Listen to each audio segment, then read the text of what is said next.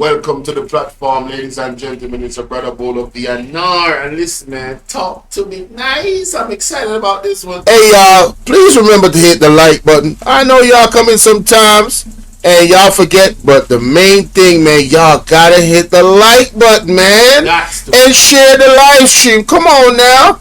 Stop playing. Support, support, support. The like button is free, heard? Alright, so in this one, ladies and gentlemen, I believe it's Anre Hart that will coming up to speak. Guys, listen to me. You see, when I put up a video with Anre Horton, you guys should be excited to listen to this young man. He's a brilliant young man. He is with the people for the, we can't even call him a politician because he's so raw and uncut with his way of thinking. Him not afraid to tell the politician them say, yo, Virgin, we need to do this, I need to do this. We not tear down the economy, we not mash it up, and this is the way to go. Why aren't you doing this? I see the energy and I have a lot of respect for this man, this young man. You understand what I deal with? We need to give him the listen, open up your ears and listen. Absorb what he must say, go in the dictionary and go look up the word them. Try to follow him, people. Try to follow him. You hear me I tell you now? Because you see where money, production, economic growth, we need to listen to the plans of this man right here, ladies and gentlemen. Without any further ado, let's go. Innovation and economics. Of course, he will also be speaking on the importance of both of those concepts to modernizing Jamaica's agricultural sector. Please make him welcome.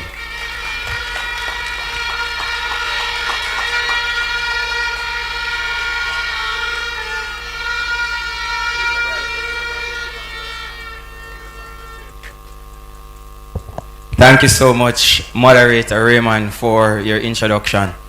Comrade Mark Golden, our next Prime Minister. Give him a round of applause. Big him up every time. Such an astute fellow.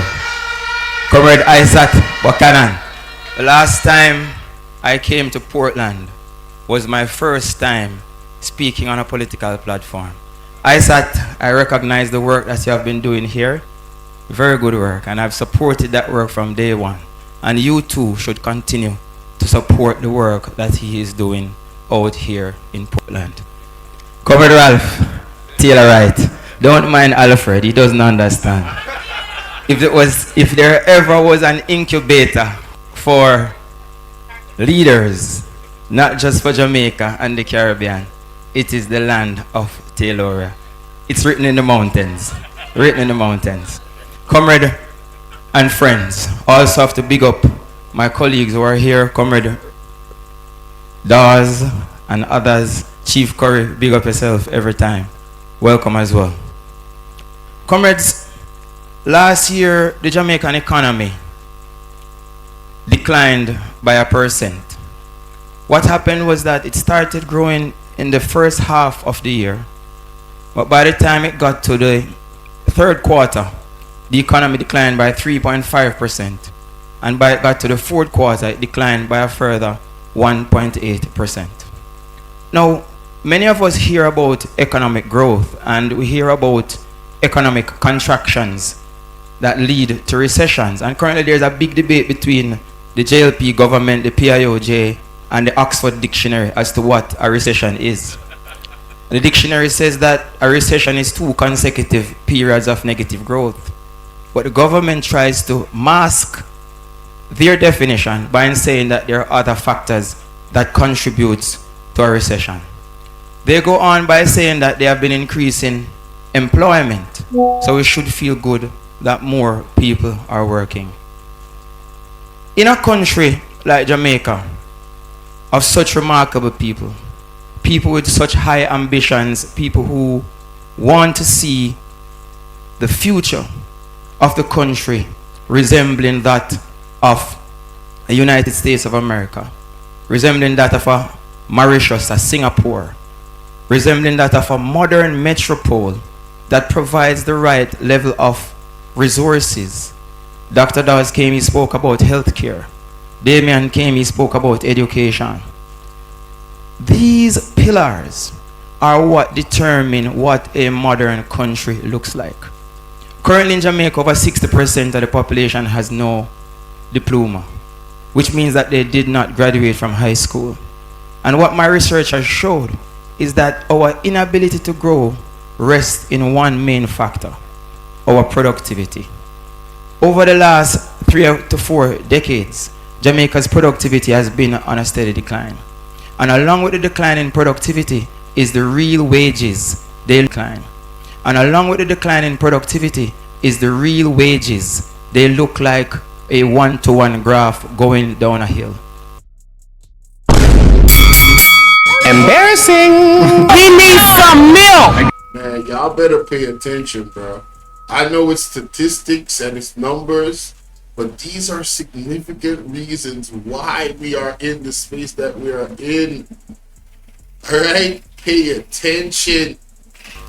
And why we have to mention productivity and wages? Because productivity is what drives the wages of a country. The more you produce per hour, the more you can sell, the more you earn income, the more income is distributed to the people who produced those goods.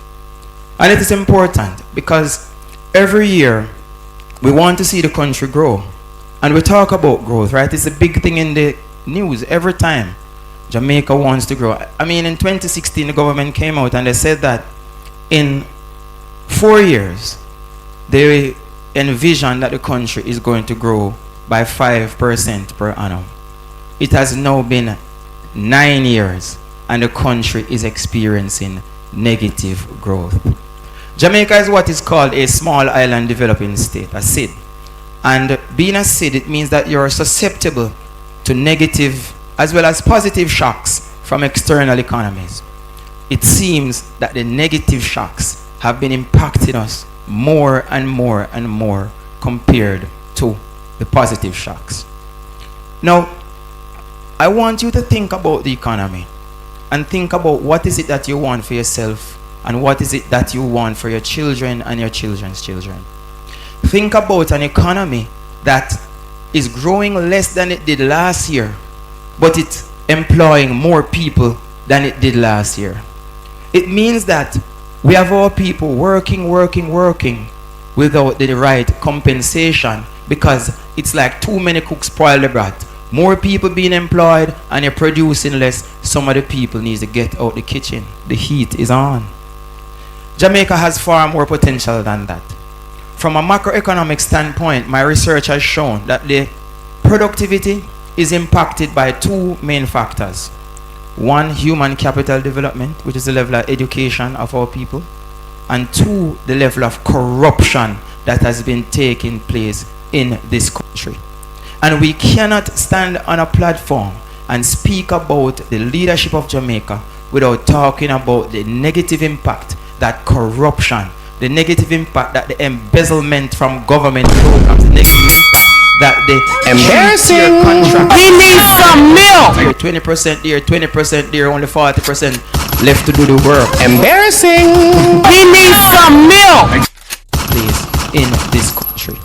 And we cannot stand on a platform and speak about the leadership of Jamaica without talking about the negative impact that corruption, the negative impact that the embezzlement from government programs, the negative impact that the 3-tier contract system, 20% here, 20% there, 20% there, only 40% left to do the work. This has to stop. And that is why I'm happy that we have a leader like Mark Golding, a man of integrity, a man of character, a man who does not see the budget as a purse to rob, but as a man who will invest in the country with all his effort and his ability to make Jamaica a better place.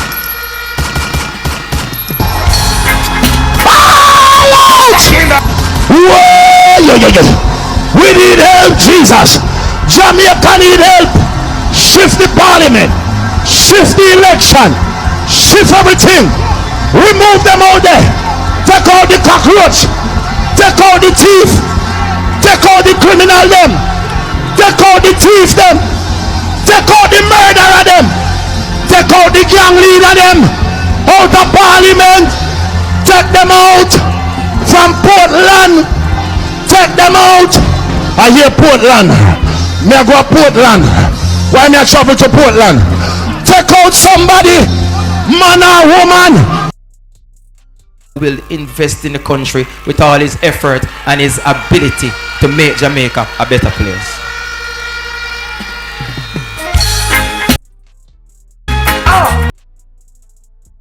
Hey, me I tell you, no.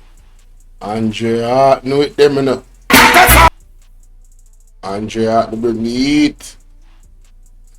Corruption and mash up the country, brother.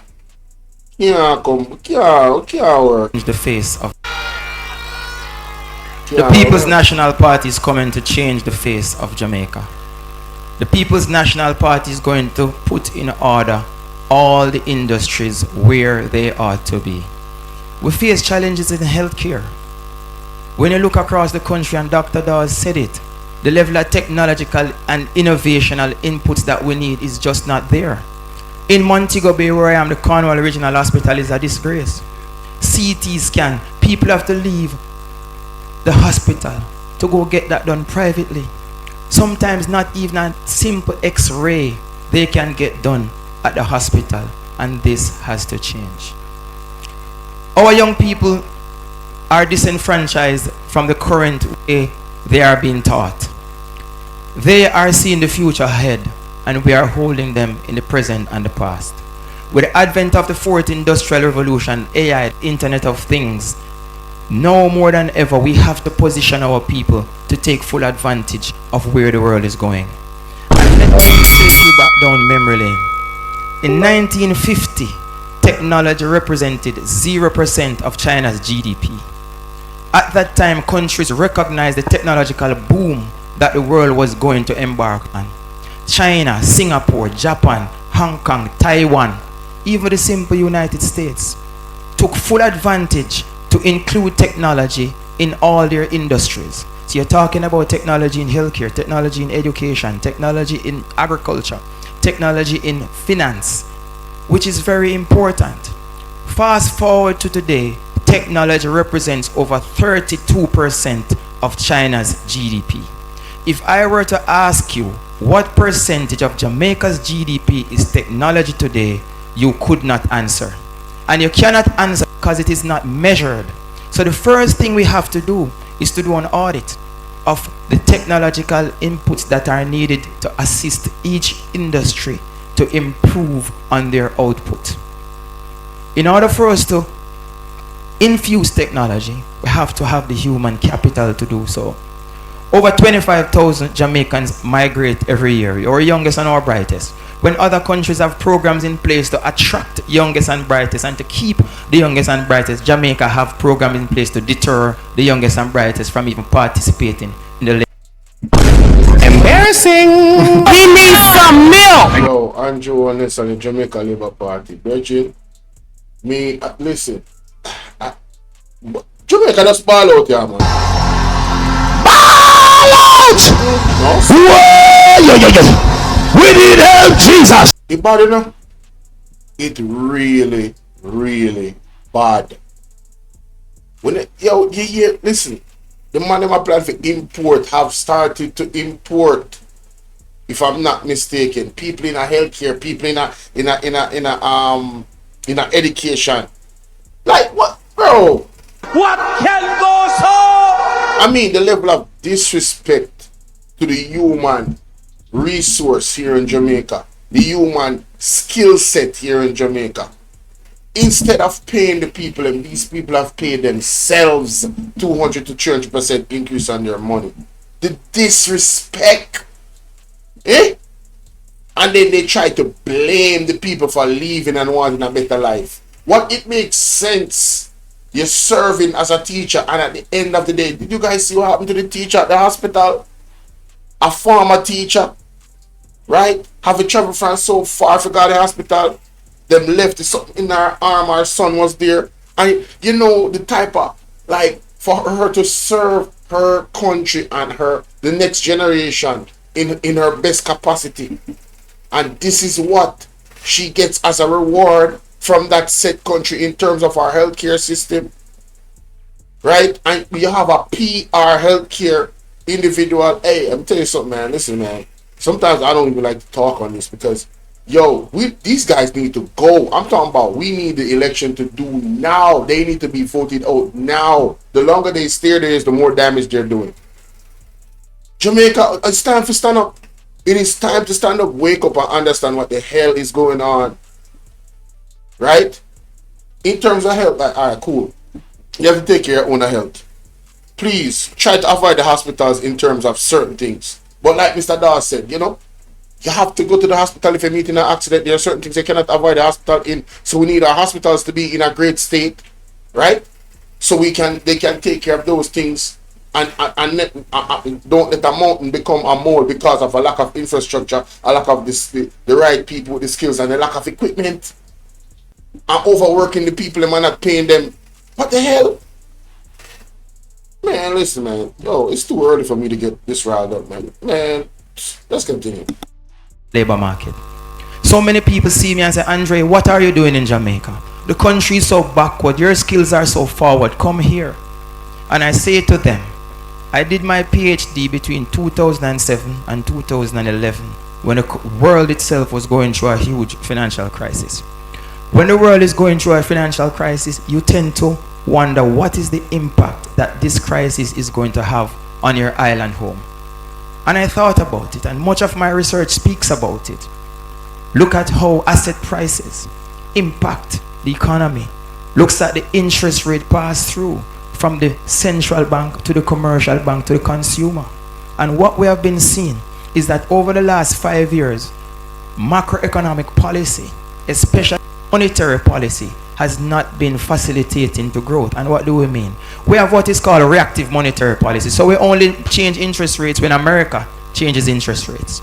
I said to them, listen, if we want to boost output, we have to make investments cheaper for our investors. What is the price of investment? It is the interest rates. So if you are coming out of COVID-19 and you believe that you need to increase interest rate to prevent capital flight, you also have to understand that that increase in interest rate is going to deter investment. Because when a man has interest rates of 6%, it's easier for him to borrow money than an interest rate of 10%. So we have to now understand that money is the engine of growth where investments are concerned. So the central bank also has a role to play in facilitating how the economy grows.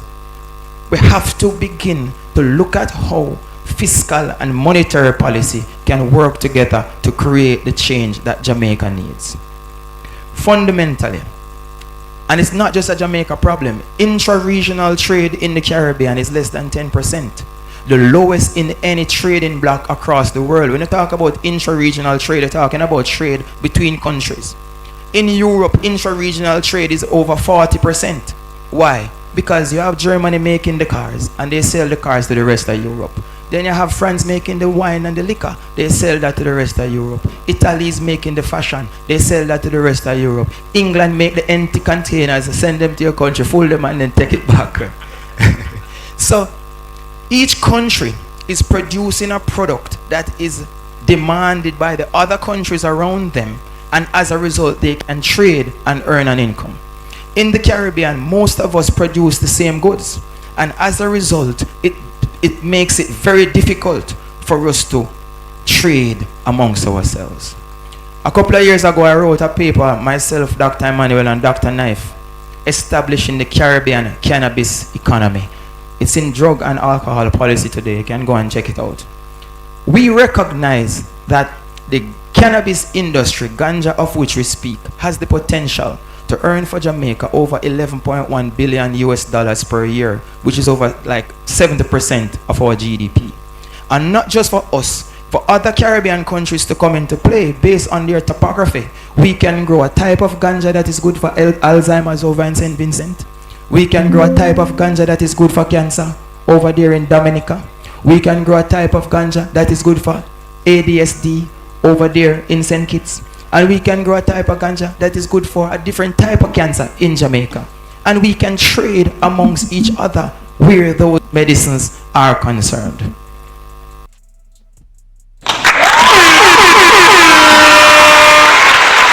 Listen, if y'all don't believe in this young man, I don't know what to tell you. I really don't know what to tell you, ladies and gentlemen.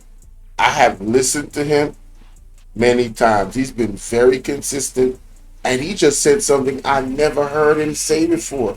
Personally, the way how Europe trades with each other, and he looking to incorporate that in Jamaica, in the Caribbean, so all Caribbean islands benefit from each other. So that's a way to keep the money within ourselves, but they have to position themselves to produce. And in the area of medicine, medical marijuana, ladies and gentlemen, let me tell you the amount of money that is on medical marijuana around the entire world.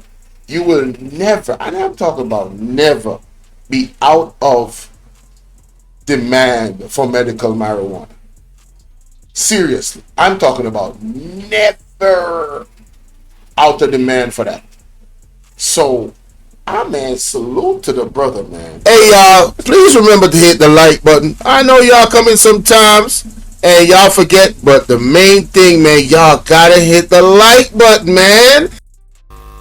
We have to begin to think about the goods that possess value.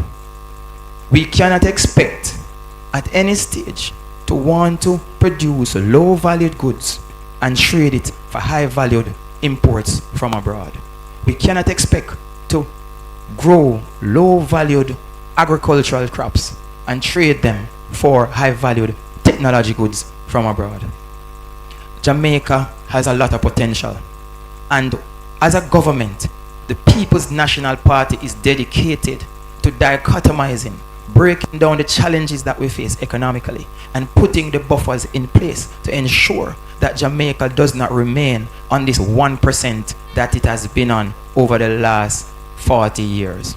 Time come for better industries. Time come for infusing technology in our industries. Time come for leadership who understand the challenges of the country. Time come for us to recognize that out of many, we are one people, and it's not just providing resources for the rich, but it's providing resources to elevate the poorer class of people and move them up into what we call the middle class.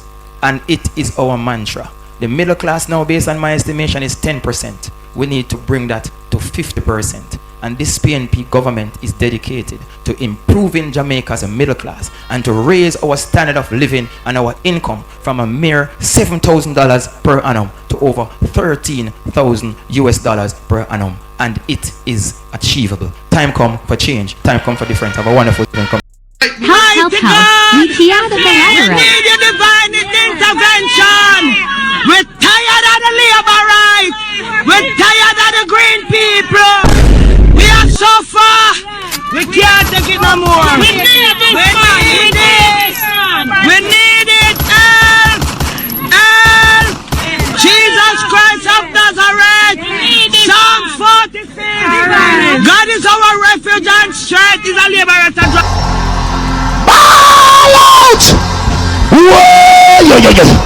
We need help, Jesus. Jamaica need help.